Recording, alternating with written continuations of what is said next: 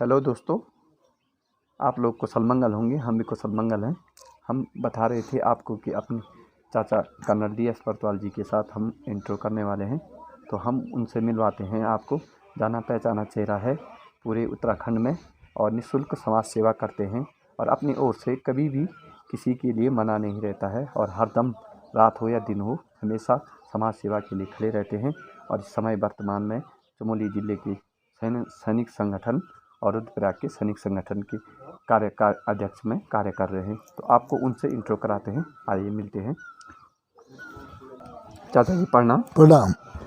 तो चाचा जी, आपकी जो जीवन परिचय है जन्म से लेकर के और अपनी नौकरी जो आपका यहाँ कर्नल रैंक तक प्राप्ति है, जो आप उसके बारे में जीवन परिचय बताइए। मेरा जीवन परिचय, मेरा जन्म 11 गते चैत 2008 जन्म कुंडली के मुताबिक या घर गांव के मुताबिक ये है। सरकारी आंकड़ों में ये 10 जून 1949 है और वास्तविक जो 11 गते चैत 2008 के हिसाब से बनता है वो 24 मार्च 1952 है। तो इस तरह से मेरे 3 जन्म दिन हैं अलग अलग और देश काल परिस्थिति के अनुसार ये अपने रंग से मोड़े गए हैं। उस समय वो परिस्थिति भी नहीं थी। तो इसी गांव में बेड़ा में हम पैदा हुए। जब करीब 1.5-2 साल की उम्र थी तो पिताजी गुजर गए थे। बड़े भाई साहब स्वर्गीय श्री मुरली सिंह 11 साल के रहे होंगे। बड़ी दीदी पूर्णी चौधरी 9 साल की रही होंगी। बड़ी दीदी जेठुली भुटोला वो 6 साल की रही होंगी। और माँ के साथ हम चारों भाई बहन हम लोग पले पोसे बड़े हुए। चाचा जी, आपने शिक्षा पहली प्राप्त कहाँ से कहाँ तक की और किस तरह से आपकी शिक्षा जीवन पद्धति रही? हाँ, यहाँ पर प्राइमरी तक हम लोगों ने अपने गांव में जो प्राथमिक विद्यालय है उसी में पढ़ाई की। ये हमारे बाप दादा लोगों ने दान दिया था। उसी भूमि में प्राइमरी स्कूल खुली, बाद में जूनियर, अभी हाई स्कूल भी है। तो प्राइमरी स्कूल तो हमने अपने गांव से प्राथमिक विद्यालय बेड़ा से पास की। 5वीं क्लास के बाद फिर 6ठी 7वीं 8वीं में देवीखेत से पढ़ा। उस समय जूनियर हाई स्कूल उसी समय खुली थी। ये मित्र कौन थे चाचा जी आपके साथ जो इस समय हमको भी पढ़ाया जिन्होंने या हमारे? हाँ, मेरे जो मित्र थे वो तो गांव के, एक तो गांव की मित्र मंडली हो गई। गांव में जैसे 5वीं में थे तो हमारे साथ ये अपने रजपाल सिंह जी थे, सुबेदार साहब सोड़ा मंगरा, आनंद सिंह जी थे, मेरे छोटे भाई ख़त्म भी हो गए, सुशीला थी, कुंवरी वगैरह, गोदामरी। और जब देवीखेत गए तो देवीखेत में फिर ये अपने राजकिशोर भंडारी जी प्रधानाचार्य रिटायर हुए। और ये थे हमारे सतूर से थे, चंद्र सिंह थे, नीचे मल्लवेवाना में भीम सिंह जी थे। तो ये लोग हमारे साथ हम इकट्ठे पढ़ते थे। फिर और गाँवों के लोग भी थे और करीब 20-22 गाँवों के लोग हम देवीखेत में 6ठी 7वीं 8वीं में पढ़ते थे। बटप से हुकम सिंह बरतवाल जी थे, दरबान सिंह वगैरह थे। तो यहाँ से फिर 8वीं पास हुआ। फिर 9th, क्योंकि यहाँ पर था नहीं, तो 9th 10th में हम लोग चले गए नागनाथ में हमने 9वीं 10वीं पास की। वहाँ 9th क्लास में मेरी अच्छी पोजीशन रही। तो फिर 10th में मैं जनरल मॉनिटर भी स्कूल का रहा। देवस्थान में महेशानंद गुरुजी थे, सती जी, उनके मकान में रहते थे हम लोग। और हम लोग 16 विद्यार्थी उस भवन में रहते थे। बाद में 10वीं की वहाँ से। फिर सन 70 में मैं जुलाई 70 में करंट 11वीं 12वीं की पढ़ाई के लिए चले गया। और उसके बाद फिर आर्मी में 12वीं के बाद आर्मी में चले गए। चाचा जी, आप करछाग में जब पढ़ाई करने गए आप तो वहाँ से आपने जिस तरह से भर्ती के लिए अपना मन बनाया, तो वो किस तरह से बनाया कि मुझे देशभक्ति के लिए जाना है अब? हाँ, उस समय ये हुआ कि गोचर नुमाइश में 21 नवंबर 1973 में फिर भर्ती खुली थी। तो मैं भर्ती हो गया। ये लगा कि वैसे तो मैंने इंटरव्यू भी दिए थे पोस्ट ऑफिस के लिए, BSW के लिए, फॉरेस्ट गार्ड, फॉरेस्टर, और सभी जगह सिलेक्शन भी हो चुका था। बाद में अपॉइंटमेंट लेटर भी आए और मैं 21 नवंबर 1973 को गोचर नुमाइश में मैं भर्ती हो गया फौज में, बंगाल इंजीनियर में। हाँ, बंगाल इंजीनियर में एज ए क्लर्क में भर्ती हो गया। और वहाँ से फिर मैंने बाद में कमीशन प्राप्त किया। जी हाँ। चाचा जी, आपका जो जिसके बाद आप कर्नल पद पर रहे और आपने गांव से भी अपने जुड़ते रहे जन्मभूमि से, और आपने अनेक सामाजिक कार्य के लिए हर समय खड़े रहे, तो आपका मन किस तरह से बदला हुआ अपने गांव की ओर कि मुझे गांव अपनी जन्मभूमि छोड़नी नहीं है और इसके प्रति अपना कार्य लगाव रखना है, वो किस तरह से आपके अंदर जुनून आए? गांव का ऐसा है कि मेरा पहले से रुझान गांव में था। जब पढ़ाई करते थे तो तब भी महीने में या हफ्ते में एक चक्कर तो घर आते ही थे, जी और खेती बाड़ी से भी जुड़े ही थे। जी भाई साहब के साथ छोटी मोटी मदद करते थे। जी कहीं पर हल लगा दिया, थोड़ी देर कहीं भी उनको रोटी खाने के लिए विश्राम दिया तो अपने आप हल लगाने लग गए। जी कभी जो है गोबर वगैरह खेतों में पहुंचा दिया। तो मेरा काम स्टॉप गैप अरेंजमेंट रहता था जी कि जब थोड़े घंटे के लिए, ये नहीं कि मैं 24 घंटा किसान था, जी पर ये था कि काम सब आता था और मदद करता था परिवार के लिए। जी तो घर आना जाना शुरू से था, जी घर आना जाना था तो लगाव था। और ये था कि जब फौज में भी गया तो मैंने घर के टच में था, फिर अपनी जिम्मेवारी भी समझता था। जी और जब भी मैं आया, एक हफ्ता 10 दिन भी छुट्टी आया तो गांव अपने ज़रूर आया। जी तो वो आदत बनी हुई थी घर आने की, जी और इसलिए मैंने कभी घर से अलग तो हुआ ही नहीं। जी 40 साल मैंने फौज की नौकरी की, जी और 33 साल पहले फिर रिटायरमेंट के बाद भी 7-8 साल में पूर्व सैनिक जो अस्पताल है जी उसका ओसी रहा, जी यहाँ करीमबाग में, पहले जोशीमठ। जी तो फिर घर से जुड़ना वाजिब था। जी। हमारे यूट्यूबर जानना चाहते हैं चाचा जी, सब्सक्राइबर, कि आपने अपने स्कूल टाइम में जो रामलीला होती थी उसमें कौन से पार्ट के अभिनय किया था और किस चीज़ में आपने भाग लिया था कि आपके अंदर बहुत जुनून था कार्य की? रामलीला में ज़्यादातर मैंने भाग तो विशेष नहीं लिया। मैं बड़ा थोड़ा शर्मीले किस्म का था। जी और जब देवस्थान में पहली रामलीला हुई थी तो थोड़ा हल्का फुल्का जो जोकर के साथ में सहायक के तौर पर या ऐसे में करता था। पर 10वीं का जब मैंने परीक्षा दी तो हमारे गांव में जो 4 गांवों की रामलीला हुई थी बेना में, अच्छा जून 1970 में, उसमें मैं हारमोनियम मास्टर था। अच्छा अच्छा तो बहुत इनाम भी मिला। बहुत मैं कम उम्र का था और हारमोनियम मास्टर था। तब पोखरी से और चारों तरफ से लोग दूर दूर के गांवों से आते थे और बड़ी तारीफ करके जाते थे। हालांकि मैं पता नहीं कैसे बजाता था या नहीं बजाता था, जी पर निश्चित ही मुझे अच्छा लोगों ने प्रोत्साहन किया, जी और वो मैंने हारमोनियम मास्टर उस समय बना था। तो ये एक्टिविटी फिर 2 ड्रामे की, जी नल दमयंती और एक और था जी देवकी वासुदेव, जी 2 ड्रामा भी हुए, उसमें भी थे जी हारमोनियम मास्टर। और एक मैंने उसके 1970 में किया। जी। चाचा जी, आपकी वो हमें फेसबुक पे सोशल नेटवर्क पे पढ़ा था जब हमने, तो कर्णप्रयाग से जो बेड़ा आने की कहानी अपने लफ्जों से थोड़ा हमारे सब्सक्राइबरों को सुनाई, कि ताकि आप लाइव बोल रहे हैं आज। अच्छा, करीमबाग से बेड़ा आने का तो बहुत रास्ते थे हमारे। एक तो क्या हुआ कि एक तो रास्ता उस समय गिरसा के रास्ते था। जो मेन रास्ता था, यहाँ से हमारे गांव से जंगली जंगल लंगासू जाने के लिए, लंगासू रोड हेयर था हमारा, जी मेन हाईवे है अभी तो। जी और नेशनल हाईवे पहले 58 था, अभी 7 हो गया है। जी तो ये करीबन हमें 2-2.5 घंटे पैदल जंगल लगते थे। गिरसा पहला गांव पड़ता था हमारे गांव के बाद। तो 20 जुलाई 1970 को वो पुल बह गया, लंगासो वाला पुल बह गया। तो वहाँ से हम लोग, हमें उस समय 37 पैसे टिकट पड़ते थे लंगासो से करीमबाग जाने के। अच्छा तो ये होता था कि भाई ये 37 पैसा बचाना है, जी तो बस नहीं पकड़ते थे। और जो आटे का थैला, चावल का थैला रहता था उसको कंधे में उठा के और पैदल ही जाते थे कि हमारा 37 पैसा बच जाएगा। पहले 31 पैसे थे, माने 5 आने थे, और 37 माने 6 आने, 25 पैसे चवन्नी होती थी। तो वो बचाने के लिए हम लोग पैदल ही चलते थे कि सुबह सुबह रात को चलते थे। और ये स्कूल टाइम से पहले हम करीमबाग में डेरा था तो वहाँ पहुँच जाते थे। वापसी के लिए कभी वही रास्ता। फिर बाद में जब वो पुल बह गया तो जिलासू में पुल बना, फिर जिलासू से जिलोटी मास्टर गाँव आली कांडे। फिर एक रास्ता था हमारा इधर से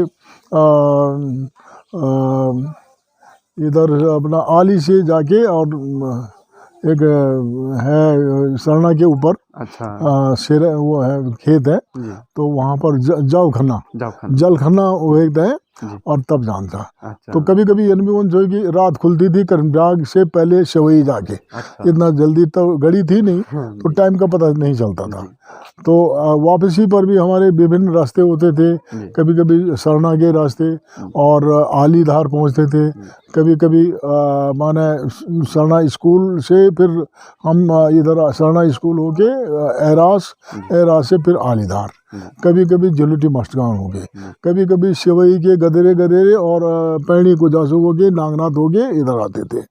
एक दफे पद्मश्री कल्याण सिंह रावत जी मेरे क्लास फेलो हैं, मोहन नोटियाल जी वगैरह मेरे क्लास फेलो हैं, जनरल तबलाल साहब हैं। तो एक दफे कल्याण सिंह रावत जी, उनके पिताजी रेंजर थे नागनाथ में, तो उन्होंने कहा भाई साहब चलो मैं भी आपके साथ चलता हूँ। तो कभी मैं उनके साथ उधर, कभी वो कल्याण सिंह रावत जी जो पद्मश्री हैं, मती के संस्थापक हैं, तो वो लोग कहते थे कि आज यार तेरे गांव के रास्ते चलते हैं। अच्छा। तो यहाँ पर अपना कपला और भात खा के जी। और तब हम उनके यहाँ चल देते थे नागनाथ रेंज में। तो ऐसा होता था। तो अलग अलग किस्म के रास्ते थे, यहाँ तक कि कभी नंदप्रयाग चले गए, नंदप्रयाग से पैदल अपना इधर दादर होके, देवखाल होके और संगूड़, भदोड़ा, संगूड़, देवखेत हो गए घर। तो भांति भांति के रास्ते होते थे। स्टूडेंट थे तो ज़्यादा इतना वो नहीं था कि इतना दूर हो जाएगा, ये हो जाएगा। पैदल चलने का शौक था ही था। चाचा जी उस समय ऐसा नहीं होता था कि जब रास्ते पैदल के हैं तो मन नहीं बदलता था कि यार हम इतना कष्ट कर रहे हैं? नहीं, हमने तो एक दफ़े की बात है, जब मैं देवखेत से पैदल त्रिशूला तक गाड़ी थी, त्रिशूला से मैं देवखेत होके अपने गांव आता था। तो मेरे साथ जो पढ़ते थे, राजकिशोर जी प्रिंसिपल थे, भंडारी जी, और ये शिव प्रसाद के मोठी, वो बाद में हमारे प्रिंसिपल भी रही स्कूल में, यहाँ पर हमारे स्कूल में प्रधानाचार्य रहे हाई स्कूल में, और वो भी वहीं पर टीचर थे देवखेत में, भागीरथ भट्ट थे। तो ये कहने लगे कि नहीं, अब आप जो है ना गाड़ी में पोखरी के रास्ते जाया करो, इतना पैदल क्यों चलते हैं? अच्छा। मैंने कहा भाई अगर गाड़ी में जाऊँगा, मेरे पास गाड़ी भी है, सब है, लेकिन फिर आप लोगों के दर्शन कैसे होंगे? तो मुझे पैदल चलने का शौक था ही था, पर साथ ही बहुत सारे दोस्तों को मिलने का शौक था। मुझे मन था कि आज नए दोस्तों को किसी को मिलना है, तो आज भी वो जज्बा कायम है। तो पुराने दोस्तों को मिलते रहते हैं। जी। और आप जिस तरह से हवाएं उड़ती हैं चाचा जी, आप सेवा करते हैं और निःशुल्क तरीके से सेवाकार सबके लिए सेवा में खड़े होते हैं। कहीं आवाज़ें भी उठी थी आपके संगठन में कि कर्नल DS बरतवाल जी को विधायक के लिए, सांसद के लिए इस तरह से खड़ा किया जाए, तो आपका मन उस समय बदलता था कि या कहते थे कि मुझे इसी में रहना ठीक है? नहीं, मुझे मेरे को एक तो पॉलिटिक्स से कुछ लेना देना नहीं है, और न ही मुझे इतना ज्ञान है, और न ही मैं ये ज्ञान अर्जित करना चाहता हूँ। असल में मैं अपनी जगह खुश हूँ। ये जो सेवा भाव है ये बचपन से है, और ये ऐसा नहीं है कि अपने गांव वालों को करना, दूसरे का नहीं करना है। मैं आज केरला से भी या तमिलनाडु से भी या वेस्ट बंगाल से भी मुझे फ़ोन आते हैं, कोई पेंशन के प्रकरण है, कोई ECHS के प्रकरण है, सेना संबंधी है, गैर सेना संबंधी है। तो मेरा काम है सबकी मदद करना, सबको गाइडेंस देना। मैं एक किस्म से पोस्ट मैन वाला काम करता हूँ। कोई अपना ग्रीवेंसेस मेरे तक पहुँचाते हैं, तो मैं संबंधित अधिकारी को व्हाट्सएप द्वारा या टेलीफोन द्वारा उन्हें सूचित करता हूँ कि भाई अगर ये रूल के अंदर है तो इसकी मदद की जाए, अगर नहीं रूल के अंदर है तो वो बताया जाए, ताकि हम सही चीज़ संबंधित जो व्यक्ति है, ज़्यादातर विधवाएं होती हैं, गरीब होते हैं, तो उन तक जो है हम ये चीज़ उनको समझा सकें कि नहीं आपका है। और मेरी जो सेवा है वो निस्वार्थ है, इसमें कोई पैसा नहीं है। हमने किसी से, ये होता कि अपने पल्ले से खर्च हो, लेकिन किसी को कोई किसी का प्रलोभन किसी से ना हो, किसी का पैसा, किसी का रुपया, ऐसा कुछ नहीं। कई लोग जो है जिनको 50-50 लाख भी पैदा मिला है, 40 लाख 30 लाख, पिछले मतलब 46 साल ऐसे भी केस हुए हैं जो कि 46 साल बाद पेंशन मिली है। हमारे सुदर्शन कढ़ेज जी थे, तो उनकी वो 1 अक्टूबर 1974 को रिटायर हुए, और उसके बाद 2020 में उनकी पेंशन आई, जी तो उन्होंने कहा कि साहब मैं आपको कुछ परसेंटेज आपके संगठन को देना चाहता हूँ। जी मैंने कहा नहीं, हमको एक पैसा भी नहीं चाहिए। जी हाँ, आपकी जो मदद है जी आप आइए, आपका हम हार्दिक स्वागत करते हैं, जी लेकिन पैसे का कोई वो नहीं है। तो ये निस्वार्थ सेवा है, जी और मेरा अपना स्वार्थ यही है जी कि मुझे खुशी मिलती है, जी तो मेरा अपना भी स्वार्थ है जी कि मेरा जितना मैं काम करूँगा जी मुझे मेरा जो हौसला बढ़ेगा। जी प्रभु का आशीर्वाद मिलेगा। जी, हाँ जी। यही है। और चाचा जी, जिस तरह से आप हमारे घरों में पहले से ही देवी देवता हुए, प्रणव नृत्य हुए, इसके बारे में आप अपनी थोड़ी सी विशेष अपनी कहानी रखिए, जिसके माध्यम से हमारे सब्सक्राइबर सुनने चाहें। पांडव नृत्य तो हमारे गांव ही से मैंने शुरू किया था जो देखना। जी और जब स्कूल पढ़ते थे कि जहाँ जहाँ रामलीलाएँ या पांडव नृत्य होता था, या जैसे कहीं देवी की डोली चल रही है, चंडिका की डोली चल रही है, तो वहाँ कोशिश होती है कि अपनी हाजिरी जी लगाई जाए और अपना मत्था टेका जाए, नतमस्तक होकर प्रणाम किया जाए। जी और जो भी श्रद्धा है, जो चवन्नी अठन्नी अगर दे सकते हैं ठीक है, नहीं तो कोई बात नहीं, अपना वो करें। तो ये पहले से था मेरे अंदर, ये थोड़ा धार्मिक प्रवृत्ति है ही है। जी कोशिश करते हैं कि अपनी जो है थोड़ा समय पूजा पाठ में दिया जाए, जी और मंदिरों मठों में जो है थोड़ा समय बिताया जाए। हम्म, कम से कम हमारा कोई नुकसान तो नहीं हो रहा, जी फायदा नहीं हो रहा तो नुकसान भी नहीं हो रहा, जी और सद्बुद्धि आती है। हम्म, जी। जी। आने वाले युवाओं को भविष्य के लिए आप क्या बोलना चाहेंगे? युवाओं को यही है कि अपना लगन से काम करते रहें, जो पढ़ाई करें, और जिस भी क्षेत्र में हैं आप अव्वल कोशिश करें अव्वल रहने की। और हर आदमी हर चीज़ में एक्सपर्ट तो होता नहीं है, पर एक चीज़ में कम होगा तो दूसरी चीज़ में ज़्यादा होगा। ये हर एक में कुछ न कुछ जो है गुण छुपे रहते हैं। तो इंतज़ारी कीजिए और कोशिश कीजिए कि उन गुणों को ज़्यादा, जो सद्गुण हैं आपके, उनको ज़्यादा उभरा जाए।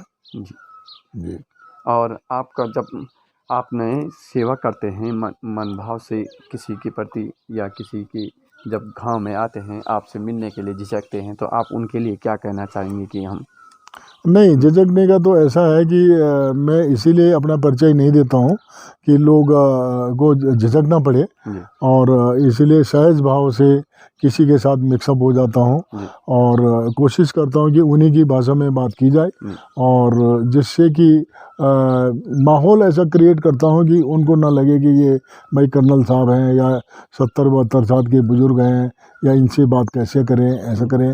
तो मेरा सिंपल लिविंग स्टैंडर्ड भी सिंपल है, रहना खाना सब सिंपल है। जी। हाँ जी। और इस उम्र में जिस तरह से आप 72-73 साल पे हैं, और आपका फिट रहने का कारण बता सकते हैं कि आप अपनी हमारे युवाओं को किस तरह फिट रहना है, और क्या भोजन लेना है, क्या पानी?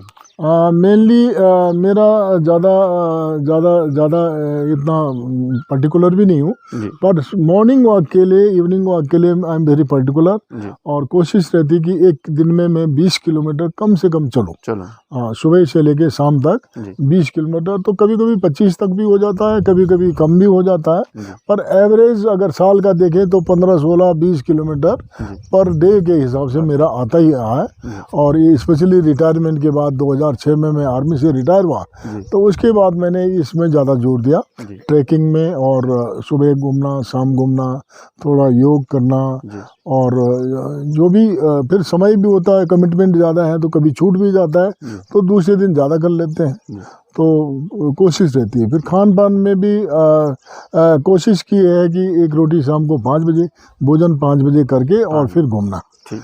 तो 8-10 किलोमीटर उसके बाद घूमना। जी और सुबह भी सुबह का टाइम ऐसा हो जाता है कि 10:30-11 बजे नाश्ता होता है। दिन में लंच का टाइम नहीं मिलता है, पर कभी अगर प्रेमी लोग मिल गए जी तो लंच कर भी लेते हैं। कोई ऐसा हार्ड एंड फास्ट रूल नहीं बना रखा जी है, एडजस्ट करना होता है। जी बहुत सुंदर है। तो हमारे दोस्तों, आज ज़्यादा समय नहीं है, चाचा जी ने पोखरी जाना है, और कल उन्होंने गोचर में अपने सैनिक सम्मेलन में जाना है, तो हम इतना ये समय लेंगे। चाचा जी धन्यवाद आपका, युवाओं को आपने सलाह दी है, बहुत और बहुत धन्यवाद। हमारे चैनल के लिए आपने हमारे चैनल में आकर के हमको बहुत गौरवान्वित किया है। तो दोस्तों, इसी तरह से बने रहे हमारे साथ, हम आपको चाचा जी की और नई नई बातें लाएंगे जब भी समय मिलेगा। तो इस चैनल को आप लाइक, शेयर, सब्सक्राइब जरूर कीजिए। धन्यवाद चाचा जी। थैंक यू, बहुत बहुत धन्यवाद। जय हिंद।